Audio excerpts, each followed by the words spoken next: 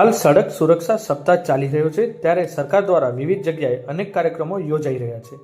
માર્ગ પર વાહન ચલાવતી વખતે સલામતી કઈ રીતે જાળવવી અને ટ્રાફિકના નિયમોનું કઈ રીતે પાલન કરવું અને અકસ્માતથી કેવી રીતે બચી શકાય તેવી માહિતી લોકોને આપવામાં આવી રહી છે। સડક સુરક્ષા અભિયાનનો મુખ્ય હેતુ સડક અને હાઈવે પર થતા અકસ્માતોની સંખ્યા ઘટાડવા અને લોકોને જાગૃત કરવાનો પ્રેરણાદાયક અભિયાન છે। સામખિયાળી ગાંધીધામ NHI 41ની ટીમના કોરિડોર મેનેજર શૈલેષકુમાર રામીએ જણાવ્યું કે તેઓ અનેક વખત વાહન ચાલકો અને કચ્છમાં આવતા પદયાત્રીઓના બેગમાં NHI ટીમ રિફ્લેક્ટર ટેપ લગાવે છે, જેના કારણે રાત્રિ દરમિયાન અકસ્માતો થવાની શક્યતા ખૂબ જ ઓછી હોય છે। વધુમાં તેમણે જણાવ્યું કે તેઓની ટીમ પોલીસ સાથે રહીને અનેક વખત ટ્રાફિક ડ્રાઈવ પણ યોજી ચૂકી છે। જી નમસ્કાર, મારું નામ શૈલેષ રામી છે। હું national highway 41 Samakhiyali Bhachau Gandhidham tollway limited સામખિયાળીથી ગાંધીધામ હાઈવેમાં કોરિડોર મેનેજર તરીકે ફરજ બજાવું છું।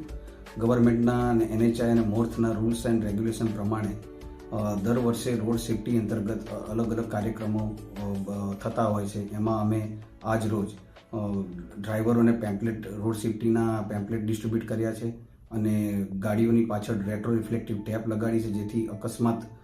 નિવારવામાં રાતના ટાઈમે વ્યવસ્થિત રિફ્લેક્શન દેખાય, જેથી અકસ્માત બચી શકે। પ્લસ પોલીસ જિલ્લા ટ્રાફિક પોલીસ સાથે રહીને અમે ડ્રાઈવ પણ કરી છે, એન્ફોર્સમેન્ટ ડ્રાઈવ, જેમાં હેલ્મેટ ન પહેર્યા હોય, સીટ બેલ્ટ ના પહેર્યા હોય એના ચલાન ઇસ્યુ કરવામાં આવ્યા છે, પેમ્પલેટ ડિસ્ટ્રીબ્યુટ કરવામાં આવ્યા છે અને વાહન ચાલકોને અને યુઝરને ડ્રાઈવરોને માહિતગાર કરવામાં બી આવ્યા છે કે ભાઈ ગાડી ચલાવે તો ઓવર સ્પીડ ચલાવી નહીં, દારૂ પીને નશો કરીને કોઈ પણ જાતનો નશો કરીને ગાડી ચલાવી નહીં, તથા ટ્રાફિકના નીતિ નિયમો પ્રમાણે ચાલવું, રોંગ સાઈડમાં ચાલવું નહીં।